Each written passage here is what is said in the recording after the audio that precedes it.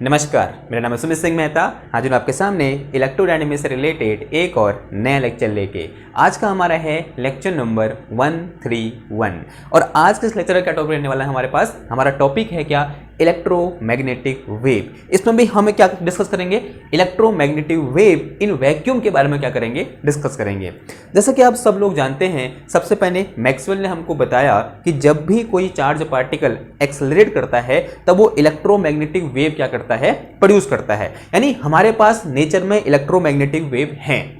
अब हमें क्या करना है, हमें उस इलेक्ट्रोमैग्नेटिक वेव के प्रोपेगेशन के बारे में स्टडी करना है, या सिंपल बोल सकते हैं हमें उन इलेक्ट्रोमैग्नेटिक वेव की स्टडी करनी है ना। स्टडी करने से क्या मतलब हुआ कि हमें जानना है कि उन इलेक्ट्रोमैग्नेटिक वेव को गवर्न करने के लिए जो वेव इक्वेशन होगी वो क्या होगी, उस वेव का या फिर उस इलेक्ट्रोमैग्नेटिक वेव का जो वेव फंक्शन होगा वो कैसा होगा, उस इलेक्ट्रोमैग्नेटिक वेव की जो स्पीड है वो कितनी होगी, उस इलेक्ट्रोमैग्नेटिक वेव का नेचर कैसा होगा। नेचर कहने का मतलब कि वो ट्रांसवर्स नेचर का होगा या फिर लॉन्गिट्यूडनल नेचर का होगा।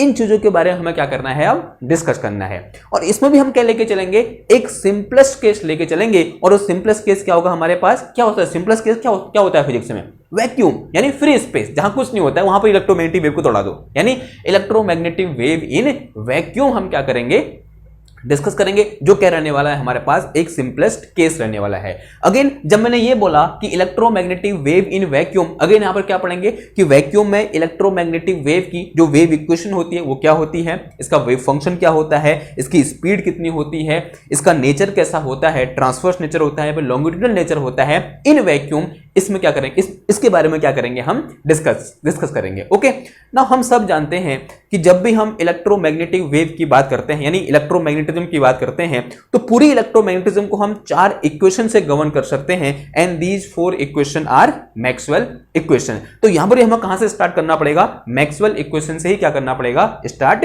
करना पड़ेगा। तो फटाफट से रोज की तरफ कॉपी पेन निकालो और हेड डालो क्या, electromagnetic wave in free space, या बोलते हैं इलेक्ट्रोमैग्नेटिक वेव इन वैक्यूम। और उसके नीचे लिखो let me start with A Maxwell's equation, let us start with A Maxwell equation. ये लिखा आपने, ये लिख दिया ना। और इसके नीचे लिख के चलो कि लेट अस स्टार्ट विथ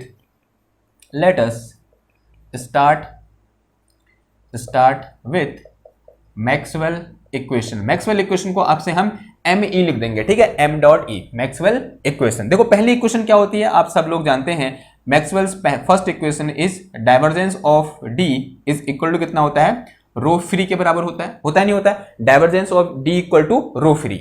और सेकंड इक्वेशन क्या होती है हमारे पास, ठीक है। अब मैं दूसरे वाली फॉर्म लिख रहा हूं, ठीक है। जब हमने कहां पढ़ा था कि Maxwell equation in case of matter, ठीक है, मैटर में जो मैक्सवेल इक्वेशन होती है ऐसी होती है। तो वो मैं क्या कर रहा हूं, एक मोस्ट जनरल केस में यहां पर लिखने की कोशिश कर रहा हूं, ठीक है। तो इन मोस्ट जनरल केस जो मैक्सवेल इक्वेशन होती है क्या होती है, divergence of D equal to कितना होता है, रो फ्री, जहां पर रो फ्री क्या है मेरे पास, फ्री चार्ज डेंसिटी है, और D क्या है मेरे पास यहाँ डिस्प्लेसमेंट वेक्टर है। और दूसरा क्या होता है कि divergence of B magnetic field is always zero, ये तो हमेशा कितना होता है, जीरो होता है। और एक किसको दिखाता है कि मोनोपोल डजंट एग्जिस्ट। और थर्ड इक्वेशन होती है वो क्या होती है, पूरा बताओ, अब तक तो याद होना चाहिए यार। तो क्या होता है, कर्ल ऑफ इलेक्ट्रिक फील्ड यानी Faraday law, curl of electric field is equal to कितना होता है, माइनस का del V divided by del T के बराबर होता है। ये क्या होती है, हमारी थर्ड इक्वेशन होती है। और जो फोर्थ इक्वेशन होती है वो क्या होती है, कर्ल ऑफ H की बात करते हैं हम, तो curl of H equal to होता है मेरे पास कितना, J फ्री यानी फ्री करंट डेंसिटी, और प्लस कितना आता है यहाँ पे हमारे पास, del D divided by del T के बराबर आता है, del D divided by del T।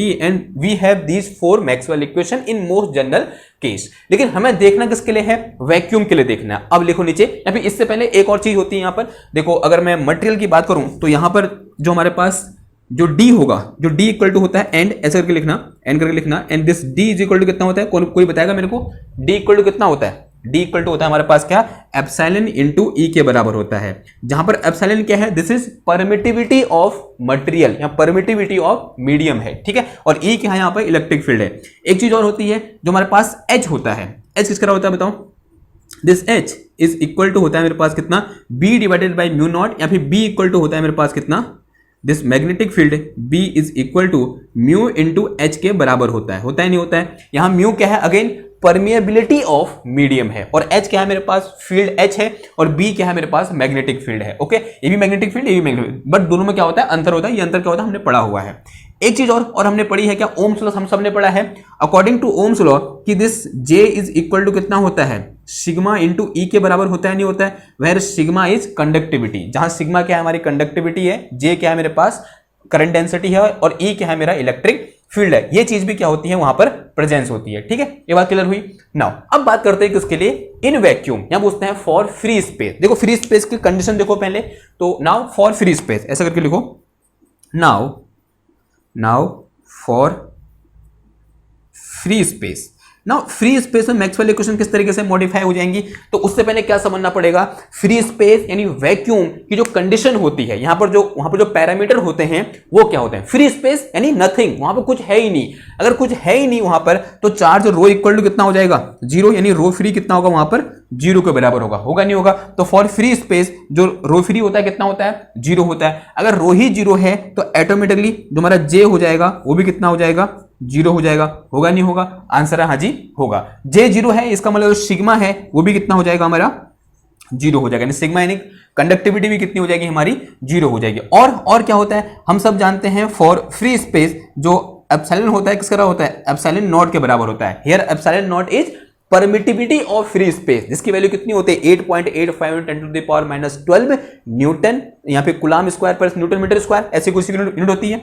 और जो मेरे पास म्यू होता है वो किसका हो जाएगा, म्यू नॉट के बराबर हो जाएगा। एंड म्यू नॉट की वैल्यू कितनी होती है 4 pi into 10 to the power -7 newton per ampere square. Again यहाँ पर जो म्यू नॉट है वो क्या है, परमिएबिलिटी ऑफ फ्री स्पेस है। ओके, नाउ जब मैं ये तीनों इन कंडीशन को जो मैंने यहाँ पर फ्री स्पेस के लिए लिखी है अगर मैं यहाँ अप्लाई करूंगा तो मैक्सवेल इक्वेशन क्या हो जाएगी, मॉडिफाई हो जाएंगे। तो क्या निकल के आ जाएगा मेरे पास, Maxwell equation for free space निकल के आ जाएंगे। तो फटाफट लगा दो यहां पर। तो उससे पहले इनको मॉडिफाई कर लें नीचे वालों को, तो यहां पर मेरे पास डी इक्वल टू कितना हो जाएगा बताओ, एंड ऐसे करके लिखो, जो डी इक्वल टू हो जाएगा वो कितना हो जाएगा, एप्सिलॉन नॉट इंटू ई हो जाएगा, होगा नहीं होगा। और दूसरा मेरे पास यहां पर जो बी इक्वल टू हो जाएगा वो कितना हो जाएगा, this will be equal to mu naught into H के बराबर हो जाएगा। ठीक है, ये कंडीशन हो जाएगी। नाउ इन सबको कहां पुट कर दो, इन इक्वेशन, इन चार इक्वेशन में पुट कर दो, तो क्या निकल के आ जाएगी मेरे पास, Maxwell equation in free space निकल के आ जाएगी। देखो पहली इक्वेशन क्या हो जाएगी, ये हो जाएगा मेरे पास divergence of epsilon not into E, और ये जीरो हो जाएगा इधर, और एप्सिलॉन नॉट बाहर आएगा इधर जीरो हो जाएगा। तो क्या बचा मेरे पास, divergence of E equal to zero. तो पहली इक्वेशन क्या निकल के आई मेरे पास, पहली इक्वेशन निकल के आई divergence of E is equal to कितना आ जाएगा, जीरो आ जाएगा। क्या आया, divergence of E equal to zero. This is Maxwell equation in free space, यहां पूछते हैं first Maxwell equation in free space and say it is some equation number A. इसे हमने क्या बोल दिया, समीकरण नंबर ए बोल दिया।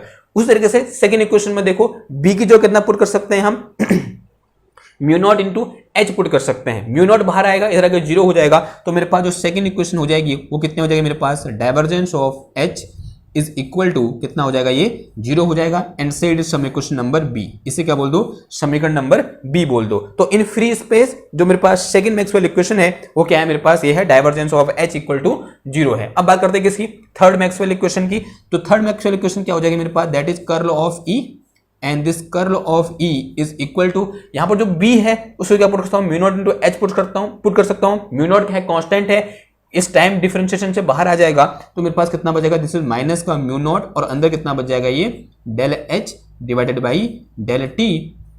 And this is our Maxwell's third equation in case of free space. ये बात समझ में आई आपको। सिमिलरली यही मॉडिफाई हो जाएगा, ये टर्म कितना हो जाएगा, zero, because J free equal to कितना है, जीरो है। और ये कैसे मॉडिफाई हो जाएगा, इसके जो कितना पुट कर दो, ये पुट कर दो। तो यहां से मेरे पास जो चौथी इक्वेशन निकल के आएगी मैक्सवेल की, वो क्या निकल के आया, curl of H is equal to, और ये तो जीरो हो गया, ये कितना है यहाँ पे डी की जो कितना पुट कर दोगे, epsilon not into E put कर दोगे ना। एप्सिलॉन नॉट यहाँ पर कांस्टेंट है, बाहर आ जाएगा डिफरेंशिएशन से, तो एप्सिलॉन नॉट और इनटू कितना आ जाएगा, ये डेल ई, और डिवाइड में कितना आ गया हमारा, डेल टी आ गया। And say it is some equation number D. तो यहाँ मेरे पास चार इक्वेशन आ गई, A B C and D. इन चारों को कंबाइनली क्या बोल दो, इक्वेशन नंबर 2 बोल दो। हमने क्या बोल दिया इसको, कंबाइनली इक्वेशन नंबर 2 बोल दिया। ओके, बात समझ में आई इतनी। अब नाउ अगर इतनी बात समझ में आ गई, अब जो हमारा नेक्स्ट स्टेप रहेगा वो रहेगा finding wave equation for E and H. Electromagnetic field में क्या होंगे, अगर मेरे पास इलेक्ट्रोमैग्नेटिक फील्ड है वहां पर क्या होंगे, ऑब्वियस सी बात है इलेक्ट्रिक फील्ड और मैग्नेटिक फील्ड होगा। जैसे यहां पर एयर है, अगर मैं एयर को एज ए फील्ड लूं तो यहां पर क्या होगा, धूल के कण होंगे ना, होंगे नहीं होंगे, यानी एयर मॉलिक्यूल होंगे, होगा नहीं होगा। अगर मैं इलेक्ट्रोमैग्नेटिक फील्ड लेता हूं तो वहां पर क्या होगा, इलेक्ट्रिक और मैग्नेटिक फील्ड होगा। तो जो वेव इक्वेशन निकल के आएगी वो किसके लिए निकल के आएगी, इलेक्ट्रिक फील्ड और मैग्नेटिक फील्ड, यानी ई और एच के लिए क्या निकल के आएगी, वेव इक्वेशन निकल के आएगी। वही हमें क्या करना है, फाइंड करना है। नाउ जो हेडिंग हो जाएगी मेरे पास वो क्या हो जाएगी, wave equation for E and H. तो लिख के चलो, वेव इक्वेशन फॉर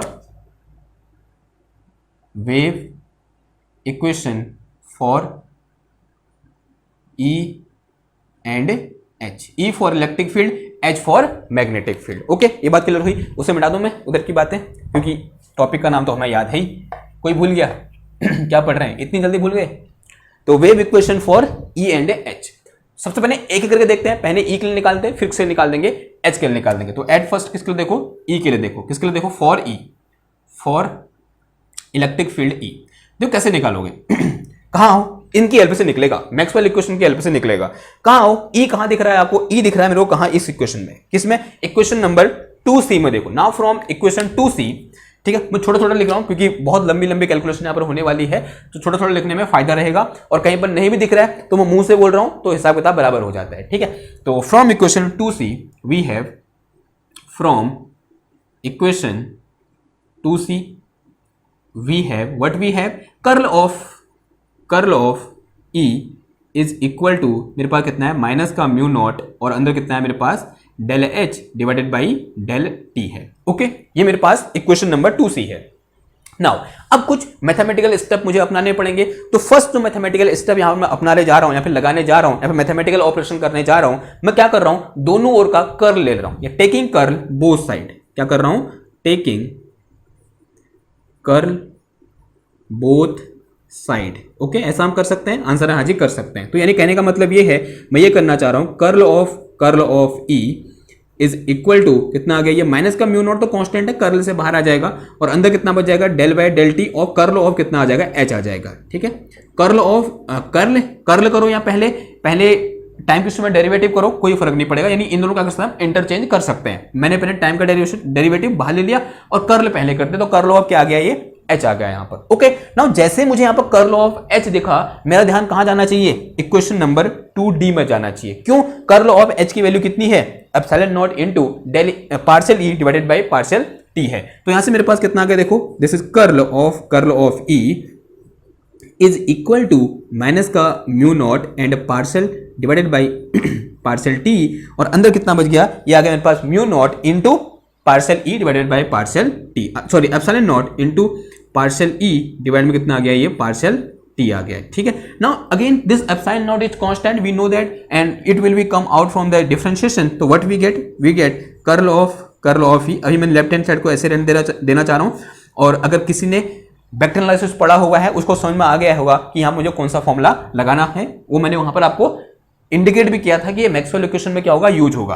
तो फिलहाल के लिए इसको यहां से बाहर लो, तो मेरे पास कितना आ गया, ये माइनस का mu naught into epsilon naught, और ये कितना हो जाएगा मेरे पास, this is partial square E, और डिवाइड में कितना आ गया, ये पार्शियल टी स्क्वायर आ गया। ठीक है, नाउ अब कहां आते हैं, लेफ्ट हैंड साइड में आते हैं। नाउ लेफ्ट हैंड साइड में क्या है, कर्ल ऑफ वेक्टर है, and since we know we have a very very important and beautiful formula in vector analysis, and the formula is curl of vector field V is equal to gradient of divergence of V and minus Laplacian of V.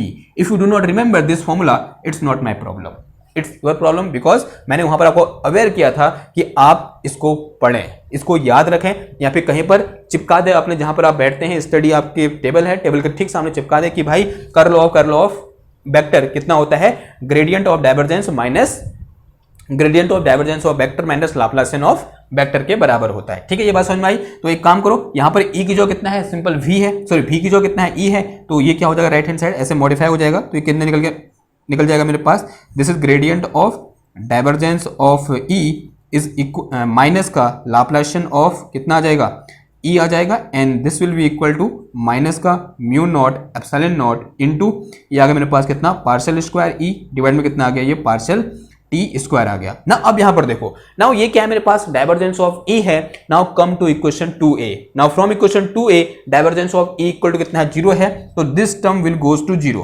ठीक है, क्यों 0 हुआ समझ में आया, लिखने की कोई जरूरत नहीं यहां पर, ये क्यों 0 हुआ सॉरी, क्योंकि हमारे पास 2A इज इक्वल टू कितना, sorry from equation 2A divergence of E equal to कितना है, 0 है, तो this term will be 0। Now what we have, this we have Laplacian of या फिर del square E is equal to minus का mu not epsilon not, this is partial square E और upon कितना आ गया, ये पार्शियल टी स्क्वायर आ गया। एंड इस माइनस से ये माइनस क्या हो जाएगा, मेरा कैंसिल हो जाएगा। तो मेरा बचा क्या यहाँ पर, हमारे पास बचा del square E and this is equal to mu not epsilon not into del square E और डिवाइड में कितना आ गया, ये डेल टी स्क्वायर आ गया। ठीक है, and say it is some equation number 3, इसे क्या बोल दो, इक्वेशन नंबर 3 बोल दो। And this is wave equation for electric field in electromagnetic field. ठीक है, इलेक्ट्रोमैग्नेटिक फील्ड में जो इलेक्ट्रिक फील्ड की जो वेव इक्वेशन होगी वो ये होगी, यानी जो इलेक्ट्रिक फील्ड के साथ एसोसिएटेड वेव होगी उसको कौन गवर्न करेगा, ये वेव इक्वेशन क्या करेगी, गवर्न करेगी। ठीक है, बात आई समझ में। तो this is a wave equation for E in electromagnetic field. तो ये क्या है मेरे पास, इक्वेशन 3 क्या है, wave equation for electric field in electromagnetic field है। नाउ इस इक्वेशन, जो ये इक्वेशन नंबर 3 है ना, ये किस फॉर्म में है, ध्यान से देखो जरा, वेक्टर फॉर्म में है, क्योंकि यहां पे ए के ऊपर ई के ऊपर क्या लगा हुआ है, वेक्टर लगा हुआ है। ठीक है, and this equation is in the form of vector, किसके फॉर्म में है, वेक्टर फॉर्म में है।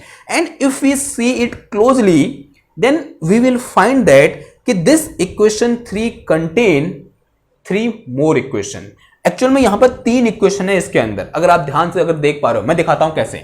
जो इक्वेशन 3 है उसके अंदर 3 इक्वेशन है, ये एक इक्वेशन नहीं है, ये 3 इक्वेशन है। ऐसा मैं क्यों बोल रहा हूं, देखो ऐसा मैं इसलिए बोल रहा हूं क्योंकि अगर मैं इलेक्ट्रिक फील्ड ई को लिखूंगा, कैसे लिखूंगा, तो electric field E will be E X X cap plus कितना आ जाएगा, ये ई वाई वाई कैप, फिर प्लस कितना आ जाएगा, ये E Z into Z cap आ जाएगा। यानी एक ई के कितने कंपोनेंट है, 3 कंपोनेंट है, one is along X axis, another one is along Y axis and the third one is along Z axis. तो यहां पर हर कंपोनेंट के लिए मैं इस इक्वेशन को मॉडिफाई कर सकता हूं, आंसर है हाँ जी कर सकता हूं। अगर मैं पहली कंपोनेंट के लिए देखूंगा तो कितना आ जाएगा, ये आ जाएगा मेरे पास del square E X is equal to mu not epsilon not, this is del partial square over partial T square of क्या आ जाएगा, ई एक्स। तो this is along X component. तो एक इक्वेशन ये होगी, दूसरी इक्वेशन क्या हो जाएगी, दूसरी इक्वेशन हो जाएगी मेरे पास कितना, del square into E Y is equal to mu not epsilon not, this is partial square E Y और अपॉन कितना आ गया, ये पार्शियल टी स्क्वायर आया नहीं आया।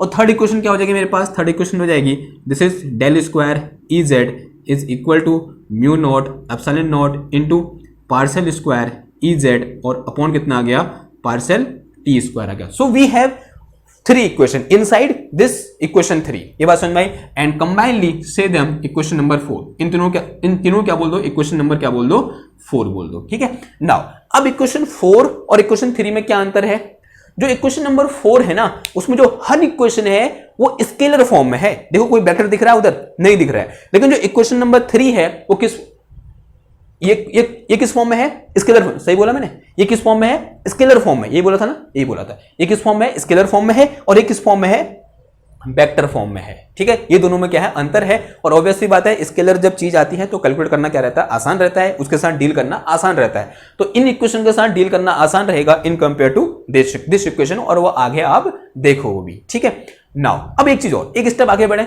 इस इक्वेशन नंबर 4 में जो 3 इक्वेशन है ना, इनको आप अगेन एक इक्वेशन में रिड्यूस कर सकते हो। आप कहोगे इसको भी लिख दो, नहीं, देखो कैसे रिड्यूस कर सकते हो। नाउ इन तीनों को हम एक इक्वेशन में रिड्यूस कर सकते हैं। कैसे, मैं ऐसे लिख सकता हूं कि this is del square F is equal to mu not epsilon not into partial square F over कितना आ जाएगा, पार्शियल टी स्क्वायर आ जाएगा। ठीक है, यानी मैंने क्या किया, इस इक्वेशन 4 को मैंने एक इक्वेशन से रिड्यूस कर दिया, जहां पर f क्या है, कोई स्केलर फंक्शन है, और जो f की वैल्यू है वो कितनी है, here f is equal to either E X either E Y और ई जेड। यानी जो f है उसकी वैल्यू या तो ex हो सकती है या ey हो सकती है या फिर ez हो सकती है। ये बात समझ में आई। And side is some equation number 5, इसे क्या बोल दो, इक्वेशन नंबर 5 बोल दो। इस तरीके से मैंने इक्वेशन 4 को एक इक्वेशन से रिप्लेस कर दिया है, फिर एक स्केलर इक्वेशन से रिप्लेस कर दिया कि del square F is equal to mu not epsilon naught del square F divided by del partial square F over कितना आ गया, पार्शियल टी स्क्वायर आ गया। ठीक है, जहां पर f क्या है, ex ey और ez है।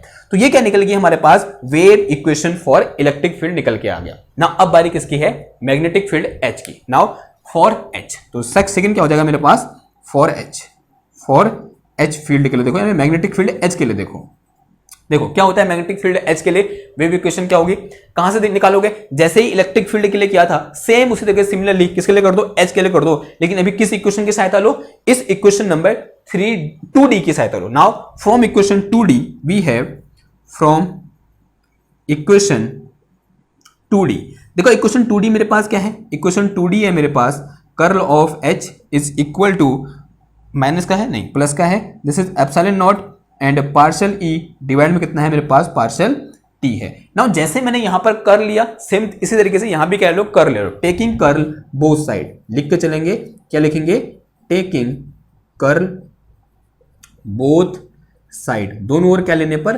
कर्ल लेने पर, दोनों ओर कर्ल ले लिया तो कितना हो जाएगा, ये हो जाएगा मेरे पास curl of H and this will be equal to epsilon not and this is partial over partial T और अंदर कितना बच जाएगा मेरे पास कर्ल ऑफ E बच जाएगा। ठीक है, नाउ दोनों अभी एक साथ सॉल्व करते हैं, इसको क्या लिख सकता हूं मैं, इसको अगेन इस डेफिनेशन से from this identity from vector analysis what we have gradient of divergence of H and फिर माइनस कितना आ जाएगा ये Laplacian of H and this will be equal to और curl of E equal to कितना है from equation 2C from equation 2C curl of H equal to curl of E equal to minus का mu not del S partial H divided by partial T, तो ये मेरे पास कितना आ जाएगा माइनस का mu not epsilon not and this is partial over partial T और इनटू कितना आ गया ये partial H over partial T आ गया, पार्शियल H ओवर कितना आ गया ये पार्शियल T आ गया। ठीक है, ये बात समझ में आई ना। अगर इतना हो गया तो कुछ चीजें मुझे मिटानी पड़ेंगी, तो मिटाने जा रहा हूं मैं, तो कौन सा मिटाऊं, ये मिटा दूं इधर वाले, ठीक हो गया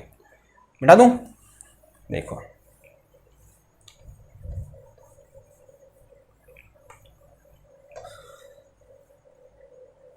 ना। अब आगे बढ़ो, इसको थोड़ा सा मॉडिफाई करें, इसको अंदर ले जाओ, ये पार्शियल ओवर पार्शियल T को अंदर ले जाओ, कितना हो जाएगा partial square H over partial T square हो जाएगा और यहां पर ये कितना हो जाएगा, ये देखो यहां पर जो लेफ्ट हैंड साइड में डाइवर्जेंस ऑफ H है this will be equal to 0 from equation 2B, तो this will be equal to कितना हो जाएगा 0 हो जाएगा। ये जो चीज है यहां पर मेरी ये कितनी हो जाएगी, मेरी 0 हो जाएगी। क्यों हो जाएगी पूछना नहीं है, क्यों, यहां पर साफ साफ दिख रहा है भाई divergence of H equal to कितना है 0 है फॉर फ्री स्पेस, अगर 0 है वैसे तो ये सबके लिए होता है H divergence of H equal to या divergence of B equal to always 0, तो ये 0 है तो बचा कितना मेरे पास, ये चीज बचा, तो बचा हुआ भाग यहां पर लिख दो, कितना है मेरे पास नाउ माइनस का divergence Laplacian of H equal to minus का म्यू नॉट एप्सिलॉन नॉट और अंदर कितना आ गया पार्शियल स्क्वायर H और डिवाइड में कितना आ गया ये पार्शियल T स्क्वायर आ गया, आया नहीं आया, देखो इस माइनस से ये माइनस उड़ जाएगा तो मेरे पास जो बची हुई चीज है this is del square H is equal to epsilon naught mu not epsilon not and into del square H और अपॉन कितना आ गया ये डेल T स्क्वायर आ गया। Now set it from equation number 5 हो गया था, इसे क्या बोल दो इक्वेशन नंबर 6 बोल दो, दिस इज माय समीकरण number 6 and this equation number 6 is the wave equation for H। ये क्या है मेरी वेव इक्वेशन फॉर H है, जैसे यहां पर वेव इक्वेशन ऑफ E निकल के आई थी उस तरीके से क्या निकल के आएगी मेरे पास यहां पर wave equation for H in electromagnetic field आ, यानी H के साथ जो वेव एसोसिएटेड होगी उसको कौन गवर्न करेगी, ये वाली वेव क्या करेगी गवर्न करेगी। ठीक है, नहीं इसके अनुसार वो चलेगी, जैसा ये चलाना चाहेगी वैसे ही वो वेव चलेगी। नाउ जैसे कि यहां पर इक्वेशन 3 के अंदर 3 इक्वेशन थी, तो इक्वेशन 6 के अंदर कितनी इक्वेशन होंगी 6 नहीं, जैसे यहां पर इक्वेशन 3 के अंदर 3 इक्वेशन थी उस तरीके से इक्वेशन नंबर 6 के अंदर भी कितनी इक्वेशन होंगी 3 इक्वेशन होंगी और सिंपल सी बात है क्यों होंगी, बिकॉज जो H है उसके 3 कंपोनेंट होंगे, one is along x axis, another is along one along y axis and third one is along z axis. तो सिंस v है तो लिख के चलो यहां पर, तो ऐसे लिख के चलेंगे सिंस जो H इक्वल टू है मेरा वो किसके बराबर होगा,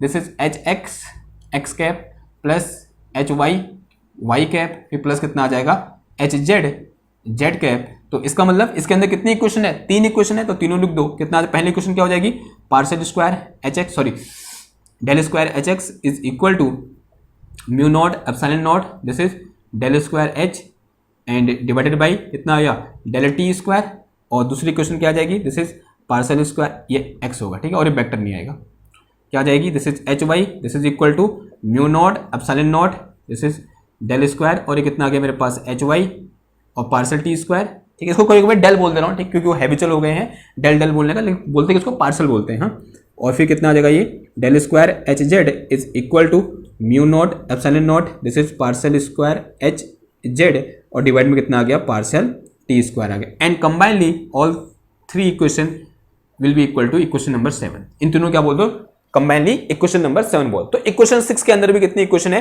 3 इक्वेशन है। और इन दोनों में क्या अंतर है, equation number 6 is in vector form and on the other hand equation number 7 is in scalar form. और ज्यादा हेल्पफुल कौन सी वाली होगी, मान ले ये वाली होगी। तो अगेन जिस तरीके से हमने यहां पर इस इक्वेशन नंबर 4 को इक्वेशन नंबर 5 के टर्म में लिख दिया था, यानी सिर्फ एक इक्वेशन के टर्म में लिख दिया था, तो सेम केस हम यहां पर भी कर देंगे। Now this equation number 7 can be simplified in following way and we can write all three equation in a single equation। कैसे लिख सकते हैं बताओ, ये इक्वेशन याद रखना जो हमने यहाँ पे क्वेश्चन लिखा। नंबरिंग यहाँ पर बहुत इंपॉर्टेंट है, क्योंकि यहाँ पर हम वो पीछे वाले इक्वेशन से वो आगे वाले इक्वेशन में कूदेंगे। तो इक्वेशन का जो नंबरिंग है वो बहुत इंपॉर्टेंट है, कहीं पर इक्वेशन की नंबरिंग छोड़ना मत, नहीं तो सब घचपच हो जाएगा। ओके, तो घचपच से बचने के लिए नंबर आपको याद रखना है, ठीक है। Now we can write all three equation in equation number 7 like this कि partial square del square f is equal to mu naught epsilon naught, this is del square f divide में कितना आ गया del t square and z is समीकरण number 8। इसे मैंने क्या बोल दिया, समीकरण नंबर 8 बोल दिया। और यहां पर जो f है, यहां पर f क्या था मेरे पास, ex ey ez था, लेकिन जो यहां पर f है वो क्या है मेरे पास, f इक्वल टू कितना है, hx hy और hz है, ठीक है। और इस इक्वेशन नंबर 8 और इक्वेशन नंबर 5 को मैं अगेन कंबाइन लिख सकता हूं, यानी इक्वेशन नंबर 5 और 8 मिलकर कितनी इक्वेशन दे रहे हैं, 6 इक्वेशन दे रहे हैं। 3 यहां से आई और 3 कहां से आई, इधर से आई। और ये दोनों है, जो इक्वेशन नंबर 8 है और इक्वेशन नंबर 5 है, वो दोनों क्या है, सेम है। तो इसको मैं यहां पर लिख सकता हूं, equation 5 and 8 combinedly written as equation, वो तो समझ में आ गया होगा, लेकिन हाँ एक स्टेप बढ़ा देते हैं ताकि थोड़ा और अच्छा क्लियर हो जाए। Equation 5 and 8 combinedly written as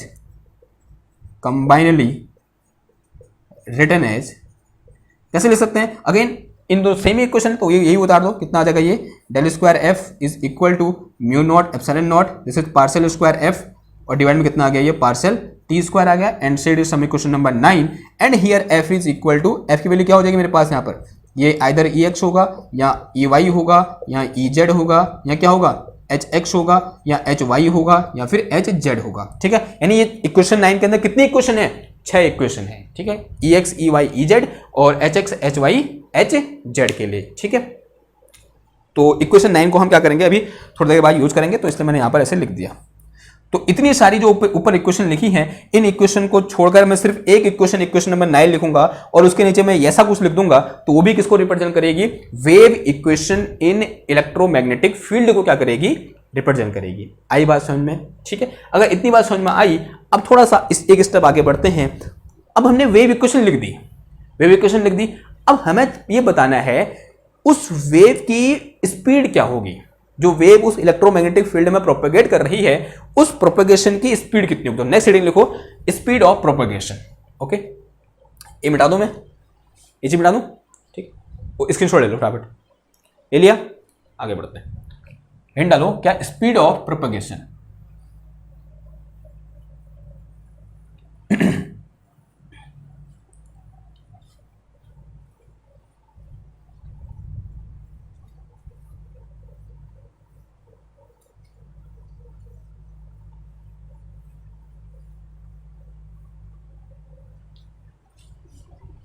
देखो,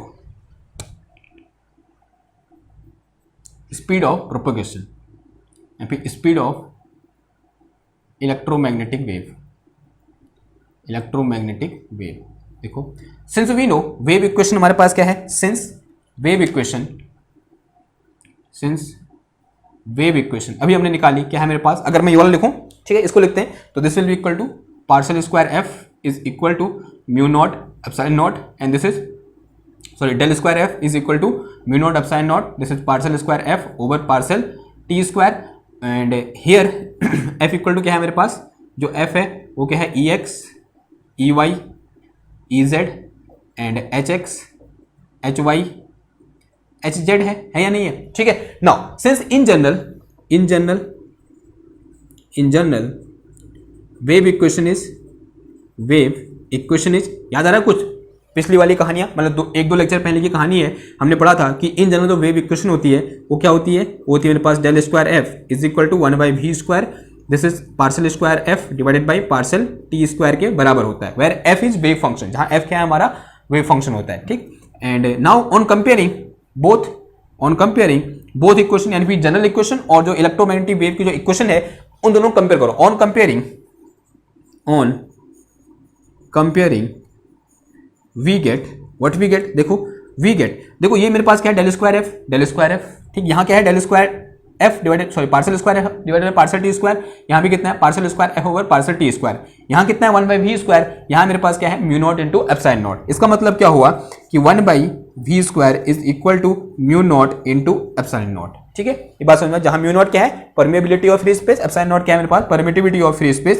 तो यहां से मेरे पास वी स्क्वायर इक्वल टू कितना आ गया, 1 divided by mu naught into कितना आ गया, एप्सिलॉन नॉट के बराबर आ गया। ठीक है, तो ऐसे मेरे पास v इक्वल टू कितना आ जाएगा, this will be equal to under root of mu naught into epsilon not, and we all know that कि this mu naught equal to कितना होता है, since we know mu naught equal to होता है I think 4 pi into 10 to the power -7 and newton per ampere square, और जो epsilon not है उसकी वैल्यू होती है मेरे पास कितना, 8.85 इंटू 10 टू द पावर -12, और फिर क्या आता है, -12 नीचे आया फिर ऊपर चला जाएगा, यानी कूलम्ब स्क्वायर पर न्यूटन मीटर स्क्वायर। ठीक है, ऐसा कुछ होता है, this is unit of epsilon. Okay, now value put कर दो फिर इनकी, आप इधर पुट कर दो वैल्यू, तो v इक्वल टू कितना निकल के आ गया मेरे पास, वेलोसिटी ऑफ और electromagnetic wave is equal to 1 by under of mu naught की वैल्यू कितनी है, this is 4 pi into 10 to the power -7 and into 8.85 into 10 to the power -12, ऐसा कुछ हुआ।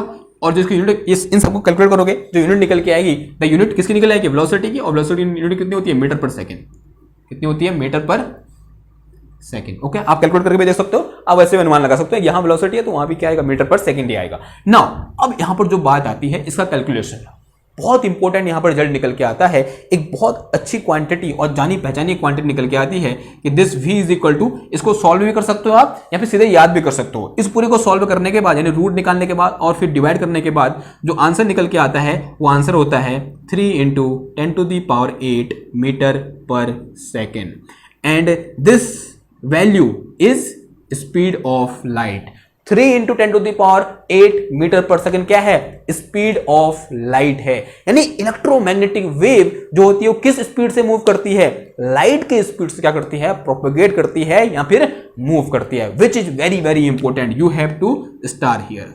But for you guys it will looks like इसमें क्या ही बड़ी बात है, हमको तो पहले से पता था, क्लास 8 में पढ़ जाता है कि भाई स्पीड ऑफ लाइट ये होती है और इलेक्ट्रोमैग्नेटिक रेडिएशन होता है। लेकिन अगर आप कहां जाओगे, 1880 या फिर 1830 31 कुछ इस टाइम पर हमने इलेक्ट्रोमैग्नेटिक मैक्सवेल ने काम करना स्टार्ट किया था। तो अगर उस टाइम पर आप जाओगे और उस टाइम पर आप इस रिलेशन को देखोगे कि velocity is equal to 1/2 epsilon not into mu naught, उससे पहले हमारे पास न्यूटन मैकेनिक्स थी, और जब भी हम वेलोसिटी की बात करते थे तो velocity is rate of change of displacement, simple चीज थी या नहीं थी, हाँ जी थी। लेकिन मैक्सवेल का दिमाग देखो, उनकी खूबसूरती देखो, उनका काम करने का मैथमेटिकल व्यू देखो कि उन्होंने वेलोसिटी को एक ऐसी क्वांटिटी के साथ रिलेट कर दिया जिसके साथ हमने वेलोसिटी का रिलेशन कभी सोचा ही नहीं था। And that quantity is simple property of material या property of free space which is mu naught into epsilon naught, mu not and epsilon naught. कहां से रिलेशन निकल के आ गया, मतलब कहां से खोज के ले आए कि वेलोसिटी इन पर डिपेंड करती है। कभी किसने सोचा ही नहीं था यार, दिमाग ही नहीं लगाया था कि ये वेलोसिटी इन पर भी डिपेंड कर सकती थी। न्यूटन मैकेनिक्स के अकॉर्डिंग तो वेलोसिटी से किस पर डिपेंड करती है, rate of change of displacement पर डिपेंड करती है कि डिस्प्लेसमेंट किस रेट से चेंज हो रहा है। लेकिन यहां देखो, and this is the beauty of Maxwell. और मैक्सवेल के बारे में आइंस्टीन कहते भी हैं कि अगर फिजिक्स के क्षेत्र में आइंस्टीन के जमाने तक अगर किसी ने न्यूटन के बाद एक चमत्कारी काम किया है तो उनका नाम है मैक्सवेल। अगर न्यूटन की जो इक्वेशन है, जो फोर्स की इक्वेशन है, उसके बाद अगर कोई लेजेंडरी इक्वेशन है फिजिक्स में, वो किसकी इक्वेशन है, मैक्सवेल की इक्वेशन है। ठीक है, क्योंकि ऐसा रिलेशन लाने की हिम्मत सिर्फ किसमें थी, मैक्सवेल के अंदर थी। और रिलेशन आया कहां से, देखो ये रिलेशन की शुरुआत हुई कब, जब उन्होंने एम्पियर्स लॉ को मॉडिफाई किया। तो वहीं पर तो ये टर्म आया था ना, mu not epsilon not into del E divided by del T. ठीक है, याद आ रहा है आपको कुछ, कौन सी इक्वेशन थी, फोर्थ इक्वेशन में ये टर्म आया था, mu not into epsilon naught. तो वहां से इस चीज की क्या हुई, शुरुआत हुई। एंड जो डिस्प्लेसमेंट करंट का उन्होंने क्या दिया था, कॉन्सेप्ट दिया था। ठीक, बात ही समझ में। तो अभी तो हमको ये चीज़ बहुत आसान लगती है कि भैया ये इसके बराबर होगा, इसमें कौन सी बड़ी बात है, लेकिन उस टाइम पर ये क्या था, एक लेजेंडरी रिलेशन था, एक लेजेंडरी काम था अपने आप में। ठीक, बात आई समझ में। तो this is our speed of electromagnetic wave. Now अब थोड़ा सा आगे बढ़ते हैं, बात करते हैं कि जो अब वेव की स्पीड पता लगी, वेव की वेव इक्वेशन पता चल गई। अब थोड़ा सा एक कदम आगे बढ़ते हैं, हम ये जानना चाहते हैं कि इस वेव का वेव फंक्शन क्या होगा।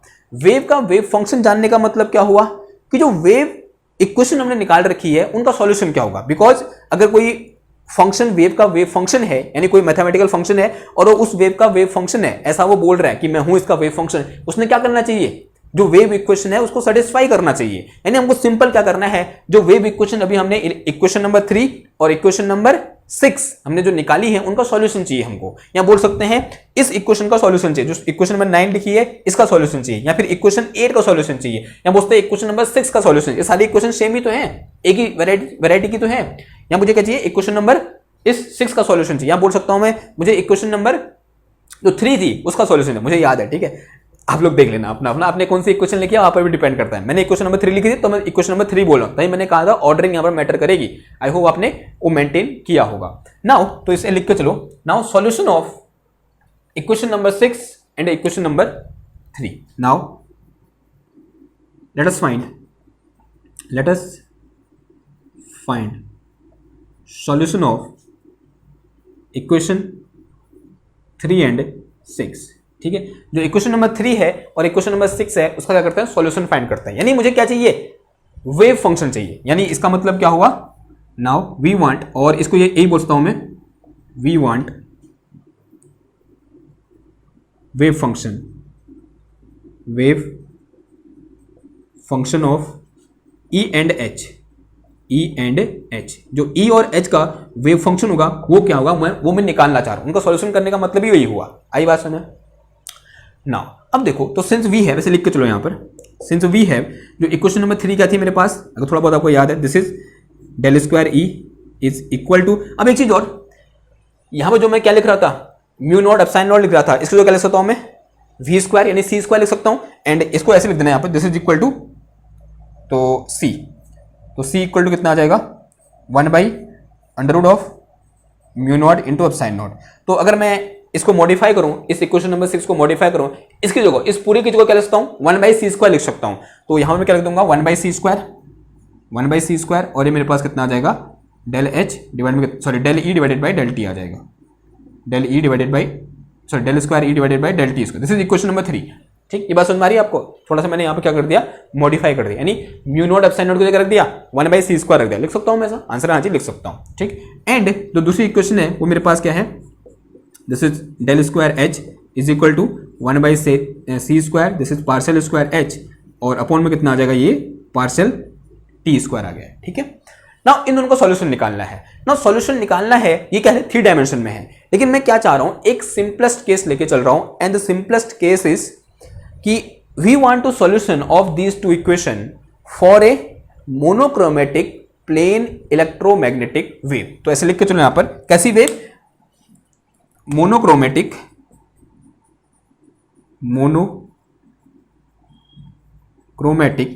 प्लेन इलेक्ट्रोमैग्नेटिक वेव, यानी एक सिंपलेस्ट टाइप की वेव। वो कैसी है, मोनोक्रोमेटिक है। ठीक है, किसको पता होगा मोनोक्रोमेटिक क्या है, कुछ को पता नहीं होगा, कोई बात नहीं, अभी हम डिस्कस करेंगे।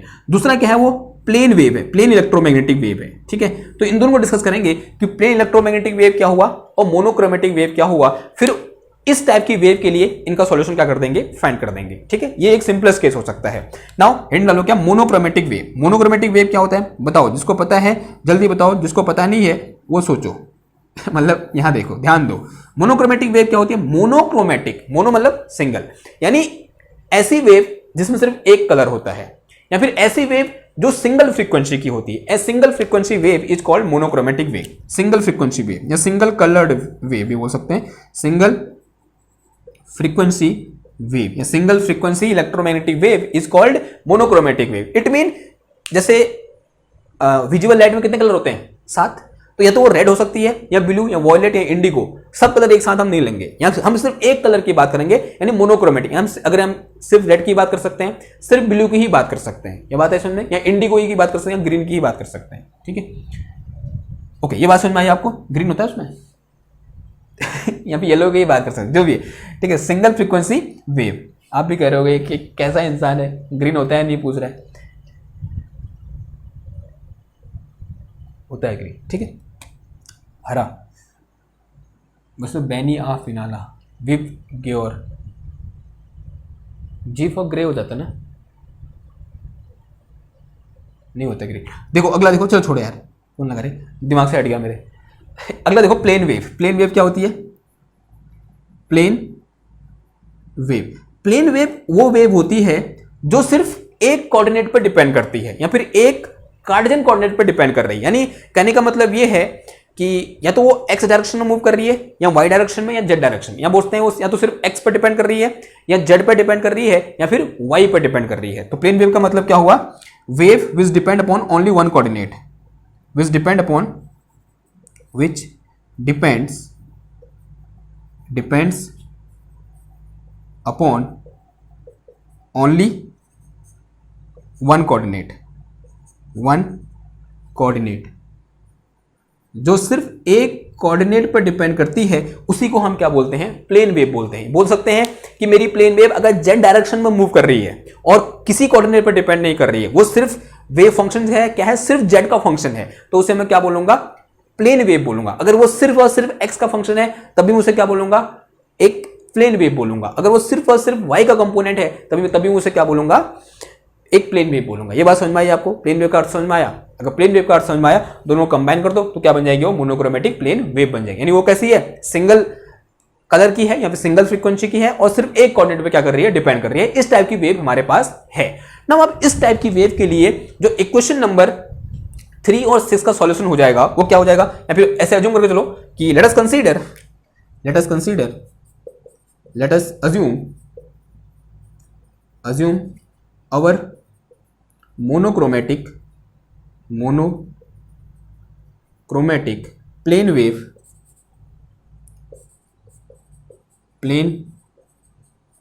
is propagating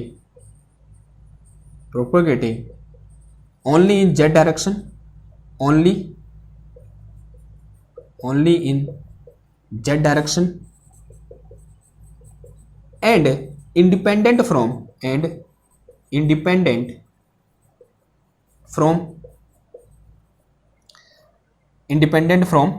x and y direction. ठीक है, उनका x और y डायरेक्शन से कोई मतलब नहीं है, उस पर डिपेंड ही नहीं कर रहा है। Then solution of equation 3 and 6 will be, देखो इस टाइप की वेव के लिए हमने सॉल्यूशन निकाल रखा है, अगर आपको थोड़ा बहुत याद है तो।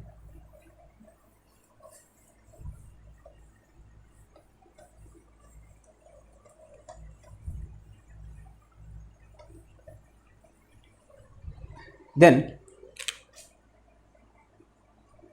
सॉल्यूशन ऑफ इक्वेशन 3 एंड, अभी मैं लिखूंगा आपको समझ में आ जाएगा, 3 एंड 6 विल बी, कि मैंने ऐसा क्यों लिखा कि E Z comma T is equal to E naught E की power iota K Z minus omega T. ठीक है, समझ में आ गई बात? ये हमने ये वेव पढ़ी हुई है, हमने वहां पर डिस्कस किया था कि एक वेव है जो जेड डायरेक्शन में मूव कर रही है और वो एक प्लेन मोनोक्रोमेटिक वेव है, तो उसका सॉल्यूशन क्या होता है? ये होता है। सिंपल सी बात है या नहीं है? ठीक है, उसकी वेव इक्वेशन क्या होती है? ऐसी होती है। तो E Z comma T is equal to E naught E की power iota K Z minus omega T will be solution of equation number 3। किसका सॉल्यूशन होगा? ये इक्वेशन नंबर 3 का सॉल्यूशन होगा, वो भी किसके लिए? एक मोनोक्रोमेटिक प्लेन वेव के लिए। ठीक, बात समझ में आई? नाउ अब उसी तरीके से हम क्या कर सकते हैं, जो h है उसको लिख सकते हैं, जो H Z comma T is equal to कितना हो जाएगा? This will be equal to H naught vector and this is E की power iota K Z minus का omega into T. Okay, now say them combinedly. Equation number कितना हो गया था? 6, 7, 8, 9 तक पहुंच गए थे। इसको क्या बोल दो? इक्वेशन नंबर 10 बोल दो। इनको क्या बोल दिया मैंने? इक्वेशन नंबर 10 बोल दिया। ओके, बात समझ में आई। नाउ अब यहां पर जो मेरे पास E0 और H0 है, कौन बताएगा क्या है ये E0 एंड H0 आर। देखो पहली बात तो ये है कि इक्वेशन 10 में जो सॉल्यूशन हमने लिखा हुआ है वो किस फॉर्म में लिखा हुआ है, कॉम्प्लेक्स फॉर्म में लिखा हुआ है। These are not actual wave function, ये किस फॉर्म में है, कॉम्प्लेक्स फॉर्म में है। अगर आपने इससे पिछला लेक्चर नहीं देखा ना तो मुझे पता है समझ में नहीं आ रहा होगा आपको मैं क्या बोलना चाहूँ, आपके सर के ऊपर से जा रहा होगा। लेकिन अगर आपने देखा है तो कोई दिक्कत नहीं हो रही, यहां पर आपको सब पता है कि ये किस फॉर्म की इक्वेशन है, वेव इक्वेशन है, कॉम्प्लेक्स फॉर्म की वेव इक्वेशन है। ठीक है, अगर मैं एक्चुअल वेव फंक्शन की बात करूंगा मुझे क्या लेना पड़ेगा, इसका रियल पार्ट लेना पड़ेगा। और यहां पर जो H0 और E0 है ये दोनों क्या है, कॉम्प्लेक्स वेक्टर एम्पलीट्यूड है। ठीक है, क्या है, वेक्टर कॉम्प्लेक्स वेक्टर एम्पलीट्यूड है। वेक्टर क्यों बोल रहा हूं, क्योंकि वेक्टर लगा हुआ है, तो ये क्या है मेरे पास, कॉम्प्लेक्स वेक्टर एम्पलीट्यूड है। क्या है ये, वेक्टर एम्पलीट्यूड है। बात समझ में आई नहीं आई, आंसर है हाँ जी, बात समझ में आई। तो ये तो क्या थी, ये क्या था, एक स्पेसिफिक केस के लिए था कि जब हमारी वेव किस डायरेक्शन मूव कर रही है, सिर्फ और सिर्फ जेड डायरेक्शन में मूव कर रही है। ठीक है, और उससे पहले एक चीज और, जो के है मेरे पास, के क्या है, प्रोपेगेशन कांस्टेंट है। के is called propagation constant, propagation constant. इसको कभी कभी हम प्रोपेगेशन वेक्टर भी बोल देते हैं। क्या बोल देते हैं, प्रोपेगेशन वेक्टर भी बोलते हैं। क्यों बोलते हैं, because this propagation vector is always in the direction of, यहां तो मैग्नीट्यूड लिखा है हमने, लेकिन अगर मैं वेक्टर की बात करूंगा, this vector is always directed in the direction of propagation and in this case our wave is propagating in Z cap direction, so this k will be also in the direction of k, sorry z cap, and we can write it like this कि k equal to कितना आ जाएगा हमारे पास, k equal to k into z cap, क्या आ जाएगा, k into z cap आ जाएगा, ऐसा भी लिख सकते हैं हम। Now we want to a generalize equation. Now अब हम क्या करना चाह रहे हैं, इसको जनरलाइज करना चाह रहे हैं। Now let me generalize equation number 10. Now let me generalize equation 1 यानी specific to general equation, sorry equation number 10। तो कैसे जनरलाइज करें, मैं एक जनरलाइज फॉर्म लिख देता हूं और फिर मैं बताता हूं कि ऐसा मैं कैसे लिख पाया। देखो कैसे लिखेंगे, तो जो ई जेड हो जाएगा, अगर मैं ई जेड है तो जेड की जो कितना आ जाएगा, आर आ जाएगा, जहां आर क्या है, पोजीशन वेक्टर है। R comma T is equal to this is E naught vector E की पावर आयोटा, और अंदर कितना आ गया मेरे पास, इसको लिखता हूं मैं के डॉट आर लिख सकता हूं, के डॉट और आर माइनस का ओमेगा टी। एंड जो दूसरी इक्वेशन है उसको लिखता हूं H R comma T is equal to H naught into E की पावर आयोटा, और ये मेरे पास कितना आ गया, के dot R vector and minus का कितना आ गया, ओमेगा टी आ गया। ऐसा लिख सकता हूं मैं। पहली चीज यहां पर इसको क्या बोल दो, इक्वेशन नंबर 11 बोल दो। ठीक है, पहली चीज क्या है मेरे पास, यहां पर आर है, जो आर है this R is position vector, तो कितना हो जाएगा, एक्स एक्स कैप, फिर क्या हो जाएगा प्लस वाई वाई कैप, फिर प्लस का जेड जेड कैप, और जो के है वो मेरे पास क्या है, प्रोपेगेशन वेक्टर है, वो तो मुझे हमको पता ही है, के क्या है हमारा, प्रोपेगेशन वेक्टर है। जो के वेक्टर है वो क्या है मेरा, प्रोपेगेशन वेक्टर है। ये बात समझ में आई आपको ना। अब मैं इधर क्या था मेरे पास, के जेड था, और इधर क्या मेरे पास के डॉट आर है, बस यही तो अंतर आया दोनों में, और ये आर आ गया इधर। ठीक है, जनरल केस में आर ही तो आएगा, सिंपल सी बात है। अब यहां पर के डॉट आर को मैं के जेड लिख सकता हूं या नहीं लिख सकता, देखो इफ के Z is in the direction of Z cap, जो के जेड होगा किस डायरेक्शन में, मान लिया जेड कैप डायरेक्शन में, कहने का मतलब ये है वेव किस डायरेक्शन में जा रही है, जेड कैप डायरेक्शन में जा रही है। देन अगर मैं यहां से क्या निकालूं, के डॉट आर वेक्टर निकालूं तो क्या आ जाएगा, देखो ये आ जाएगा मेरे पास कितना, के इंटू जेड कैप, और डॉट कितना आ जाएगा, ये आ जाएगा मेरे पास, आर कैप की वैल्यू कितनी है, X X cap plus Y Y cap, फिर प्लस कितना आ गया, ये जेड जेड कैप आ गया, and this will be equal to इसके साथ जीरो, इसके साथ जीरो, इसके साथ कितना हो जाएगा, के जेड हो जाएगा। तो देखो जब वेव मेरी जेड कैप डायरेक्शन में मूव कर रही है तो K dot R vector equal, K vector dot R vector equal to कितना आ गया, के जेड आ गया। यानी ये जो केस है यहाँ पर, इसका एक स्पेसिफिक केस है या फिर स्पेशल केस है। तो ये जो इक्वेशन नंबर 11 है ये कैसी फॉर्म है, एक जनरल फॉर्म है। तो this equation number 11 is a general solution of this equation. कौन सी इक्वेशन, कहां गई वो, इक्वेशन नंबर 3 एंड 6। बात समझ में आई, ठीक। अगर इतनी बात समझ में आई, एक मैं टाइम देख लेता हूं, and time is about 48 minute. थोड़ा बहुत इसमें एक आध लाइन और देख लेते हैं, फिर क्या करते हैं, आगे बढ़ते हैं। ठीक, तो कहां था मैं, इधर था ना, हाँ। अगर मैं इधर था तो एक के और ओमेगा के बीच रिलेशन होता है, ठीक, कि जो के प्रोपेगेशन वेक्टर है उसके और ओमेगा के बीच एक रिलेशन होता है, उसे देख लेते हैं, फिर लेक्चर को यहीं पर एंड करते हैं क्योंकि बहुत लंबा हो रहा है। जो बाकी की चीज़ें हैं वो नेक्स्ट लेक्चर में क्या करेंगे, डिस्कस करेंगे। अभी मैं एक कहानी सुनाऊंगा आपको, एक इंपॉर्टेंट चीज़ है, पता है इस लेक्चर को बनाने में क्या क्या करना पड़ा है मेरे को, अभी बताता हूँ। तो उससे पहले एक चीज देखो, जो के है मेरा, दिस के is propagation vector and it is, इसको क्या बोलते हैं, प्रोपेगेशन वेक्टर बोलते हैं। ऐसे करके चलो कि ऐसे हैशटैग बना के चलो कि जो के इक्वल टू होता है कितना होता है, this is 2 pi by lambda, ऐसा होता है K equal to 2 pi by lambda and this lambda is equal to, lambda equal to होता है मेरे पास कितना, वेलोसिटी इनटू टाइम, ऐसा होता है। And this is 2 pi by T कितना होता है, ओमेगा, और डिवाइड में कितना आ गया, वेलोसिटी आ गया। तो के इक्वल टू कितना है मेरे पास, ओमेगा बाई वी है। And in for our case v equal to बराबर है c के बराबर है, because we know our wave is travelling with speed of light, तो v इक्वल टू कितना आ जाएगा, c आ जाएगा। Here c is speed of light, तो k इक्वल टू कितना आ गया मेरे पास, ओमेगा बाई c आ गया। एंड ओमेगा इक्वल टू कितना आ गया, kc आ गया। एक बात याद रखना, इसको हमेशा याद रखना कि ओमेगा इक्वल टू कितना होता है हमारा, kc होता है, इसे कभी मत भूलना। ओमेगा इक्वल टू kc या ओमेगा इज इक्वल टू, अगर मैं इन जनरल बात करूंगा k भी हो जाएगा, ठीक है। तो this is a very very important relation. Now अब जो हमारा नेक्स्ट स्टेप है, क्या अभी तक क्या पढ़ा हमने ये पढ़ा कि वेव की वेव इक्वेशन क्या होती है और उसका स्पीड क्या होती है और उसका वेव फंक्शन क्या होता है। अभी तक हमने सिर्फ 2 मैक्सवेल इक्वेशन का यूज किया है। कौन कौन सी, अगर आप ध्यान से देखो, सिर्फ 2 मैक्सवेल इक्वेशन यूज हुई है, ऊपर वाली मैक्सवेल इक्वेशन यूज अभी तक हुई नहीं है। तो वो भी तो कुछ ना कुछ अपना योगदान देंगी ना इलेक्ट्रोमैग्नेटिक वेव को प्रोपोगेट कराने में। दो ने दे दिया, दो ने क्या बताया, वेव इक्वेशन बताई कि क्या होगी और उनका सॉल्यूशन हमको दे दिया, लेकिन उनका और भी तो नेचर होंगे।